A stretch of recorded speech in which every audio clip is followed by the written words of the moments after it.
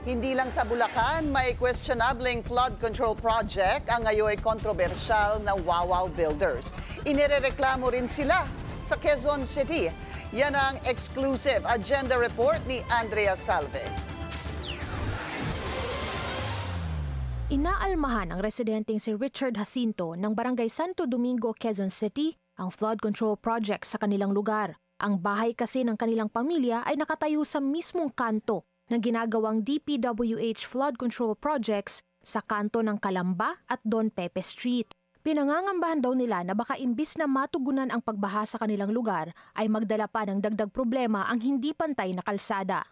Hindi ako engineer pero obviously there is something wrong na baka feeling namin naman baka magkaroon ng backflow dun sa mas mababang area kasi sobrang taas nung difference niya.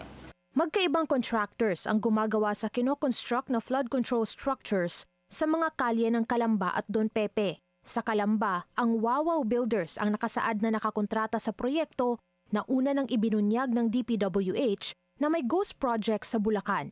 July 2024 daw ito sinimulan at nakatakdasa ng matapos noong May. Pero August na at naghuhukay pa rin ang mga empleyadong nagtatrabaho.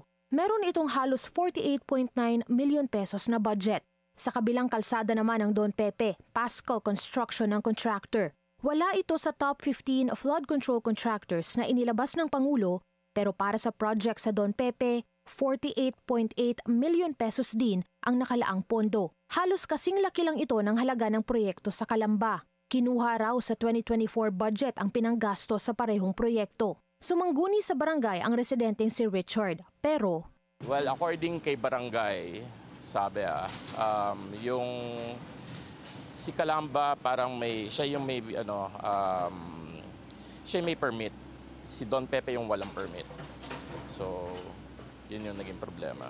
Hindi na bago para sa Quezon City ang flood control projects na hindi na-coordinate sa local government. Sa katunayan, nagsimula na ang QCLGU na mag-inspeksyon ng DPWH flood control projects sa lungsod.